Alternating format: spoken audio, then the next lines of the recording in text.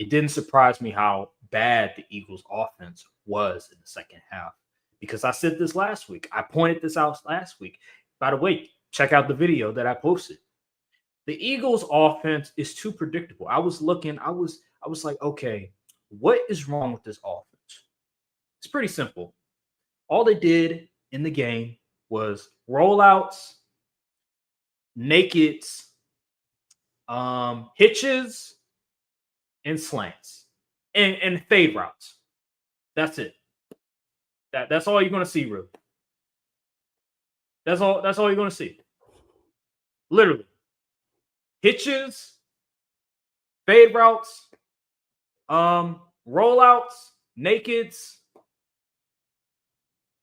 Like it's very predictable. Slants. That's it. That's all you're gonna see. Yeah, Like it literally. is. It is a very boring offense to watch. I mean, seriously, you have all of these weapons and talent, and this is the best you can manage to scheme up. Yeah. That is ridiculous. Mm-hmm. Really is. Like And it's the Jalen Hurts. epitome of lame duck football. Like you're going out there and you're expecting your guys to just win. Like that's Mm-hmm. not how a good team or Super Bowl caliber team operates. Yep. There's not enough motion. There's not enough creativity in the passing concepts. So even Saquon Barkley can't even get the run game going as much as he used to because the offensive line isn't performing up to the usual Eagle standard. So now you realize that okay, Saquon Barkley isn't getting off like he used to, and as far as running game, why don't we mix up we let's get a little more creative in the pass game? Nope. We just go run up the field. Here, y'all go run up the field and turn around, and hopefully that works against the Broncos of all teams. One of the best secondaries in the freaking league. Are you crazy?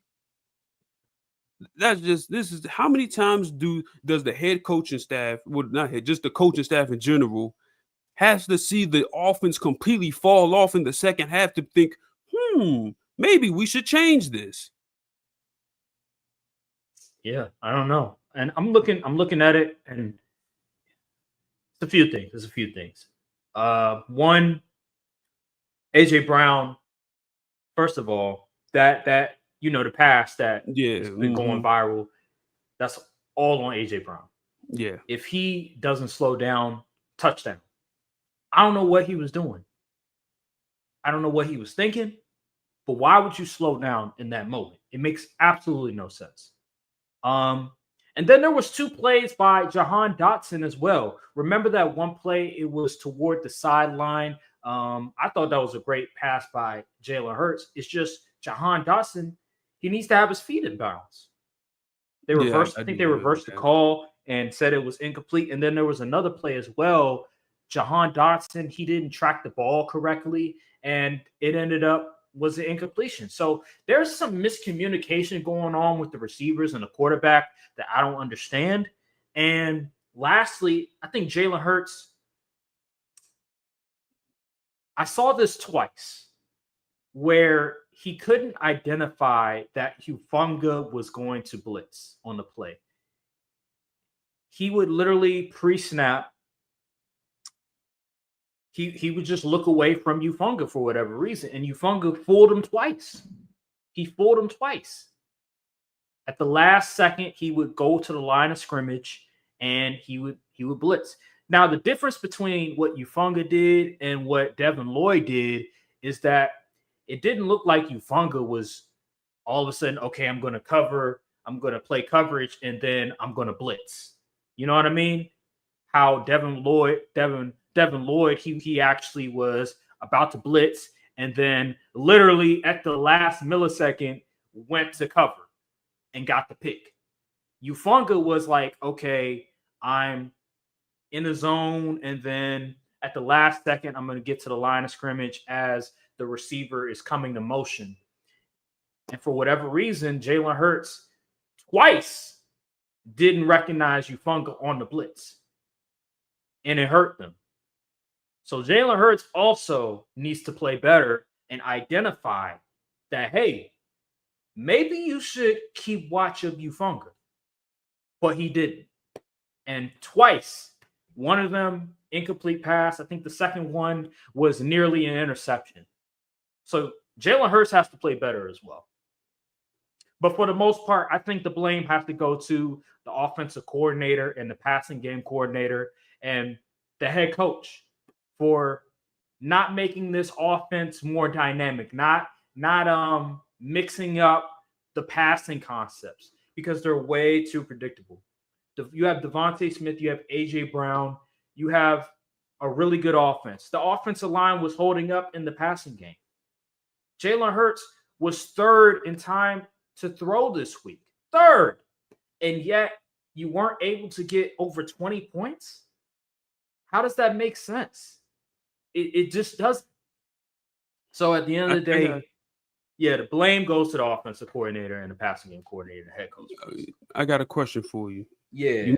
You know this, you may not. All right. How many carries or attempts did the Eagles running back room have this game? Just take a wild guess. I know Saquon. I don't think Saquon had a whole lot of. I'm gonna go with 10. Close. 9. They couldn't. You mean to tell me the team, your bread and butter is the run game? Yep. And you couldn't manage to get the combined running back attempts. You couldn't get double digits. Are you insane? You thought it was a good idea to let Jalen Hurts throw the ball nearly 40 times. When has that ever been his game?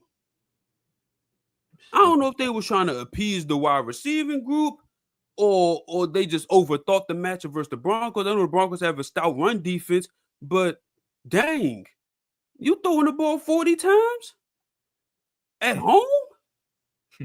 That's unacceptable. That offensive coordinator, I think his name is Kevin Patullo. He's terrible. He is god awful. But then again, now I got to start thinking. Brian Johnson was a problem. Kellen Moore was a problem at one point till he finally got his act together and the team just started going to win. Now this dude is the problem.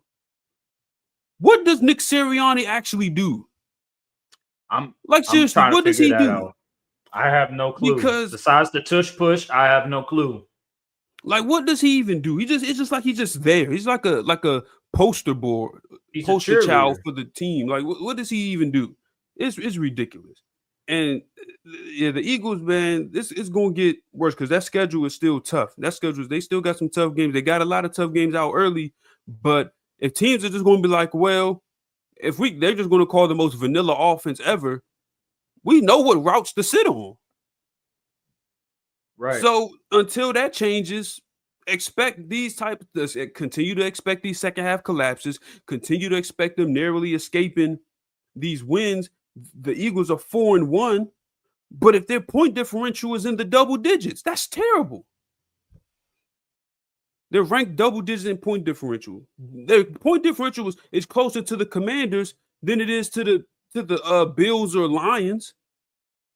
And point differential is a very underrated measure or statistic when it comes to seeing which team is really dominant in this for the season.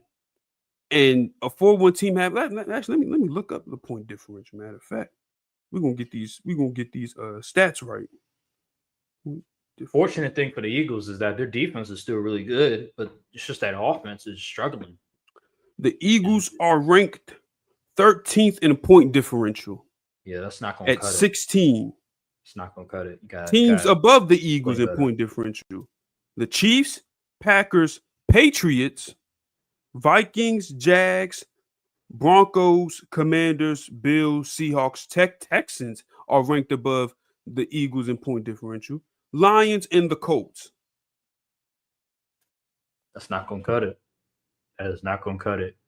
Not at all. They skated by. Just like in 2023, when they had the whole situation with Brian Johnson, this is the exact same thing with this offense, except they actually have a good defense this year for once. So they're fortunate that their defense can cover up some of their deficiencies on offense. But they got to do a better job with this passing game. They got to figure out some way of freeing up their players, making it easier for Jalen Hurts and those guys, because just going out there, snapping the ball and saying, hey, the better player is going to win is not going to work against these very smart defenses. So Until they can adjust and figure something out, we're going to continue to see the same old theme of, oh, this passing offense plays well for a quarter, plays well for the first half, and then goes silent towards the end of the game. And they either nearly collapse or they collapse like they did against the Broncos. So yeah, man. And then also we hear about Jalen Hurts, AJ Brown, Saquon Barkley having a meeting about the offense and stuff like that. I don't know how that's going to help when your offensive coordinator is stinking up the joint.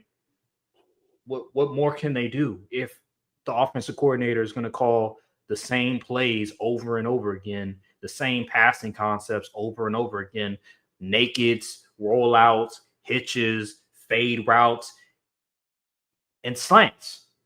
What more can they do? I'm confused. The only thing they can really do is figure out, okay, hey, when there's a broken play, don't slow down. That's literally all they can really do. Because Jahan Dotson did that. AJ Brown did that. Okay. That's all you can really do. Or Jalen Hurts. Hey, remember that safety, he's potentially going to be a blitzer. That's all you can really do. Besides that, that's it. Like you're pretty much screwed because the offensive coordinator is not doing a good job of drawing up good plays for your receivers to get open. I don't see where they can go from here unless they I don't know, open up that playbook some more.